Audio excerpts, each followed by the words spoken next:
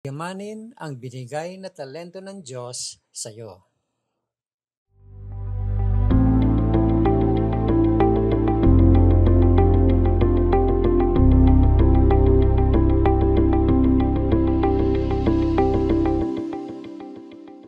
Kamusta po kayo? Pastor Arnold po. Binigyan ka ng Diyos ng mga natatanging kakayahan, talento at kaloob. Sa MCC, tinatawag natin itong shape. Ibig sabihin, acrostic ng spiritual gifts, heart, abilities, personality, at experiences.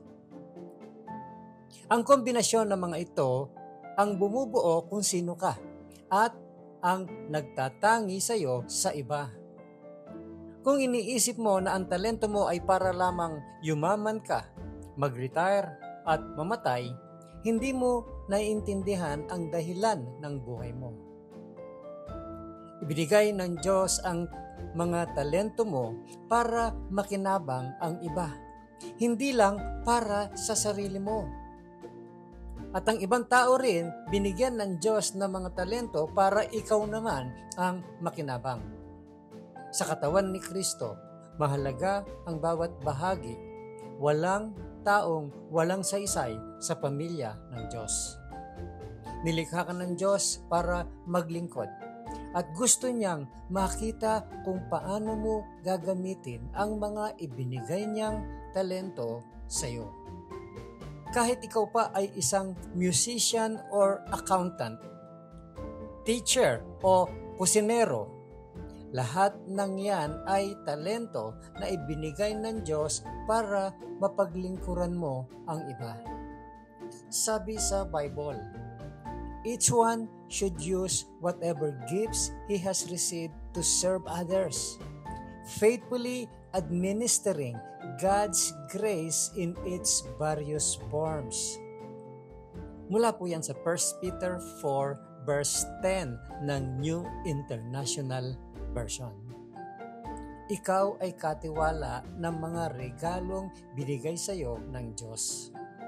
Maaring maliit lang ito para sa paningin mo, pero mahalaga ito sa Diyos. It is required that those who have been given a trust must prove faithful. Mula naman po yan sa 1 Corinthians chapter 4 verse 2 ng New International Version. Nang likhain ka ng Diyos, nag-invest siya sa buhay mo.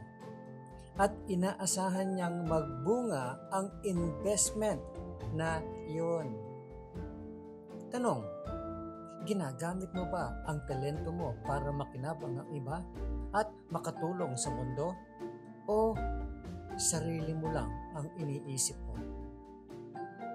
Kung binigyan ka ng talento ng Diyos, gamitin mo ito. Parang muscle yan. Kapag ginagamit, lumalakas. Kapag hindi, nanghihina at nawawala. Kung may talento ka pero natatakot kang gamitin o tinatamad kang i-share sa iba, mawawala din ito. Mawawala din yan. Katulad ng parable of the 10 talents sa Luke chapter 19, kapag hindi mo ginamit ang binigay ng Diyos, aalisin niya ito sa iyo at ibibigay sa iba na marunong gumamit. Pero kapag naging matalino ka sa paggamit ng talento mo, lalo ka pang bibigyan ng Diyos. Kapag matalino kang gumamit ng oras, bibigyan ka niya ng mas maraming oras. Kapag maayos mong ginagamit ang lakas mo, dadagdagan niya ito. Kapag tapat kang gumamit ng impluwensya mo, palalawakin niya ang abot nito. Pinagpapala ng Diyos ang katapatan. Think about this, my friend. Why is it important to understand that there are no insignificant people in the family of God? Bakit mahalagang maunawaan na walang taong walang halaga sa pamilya ng Diyos. Think about that. Number 2, think about this. How do you benefit from other people using their God-given gifts? Be specific as possible. Paano ka nakikinabang sa mga talento ng ibang tao? Magbigay ka ng tiyak na halimbawa. At panghuli, think about this. Where have you seen God blesses your life as you've grown more faithful in using your gifts, talents, and abilities? Saan mo nakita ang pagpapala ng Diyos habang naging mas tapat ka sa paggamit ng iyong mga kaloob at kakayahan? Muli po, ito si Pastor Arnold Adriano. At ang encouragement na ito ay hatid sa inyo ng Malabon Community Church. Have a great day, my friend. At huwag mong kakalimutan kung sino ang gumawa ng araw na ito.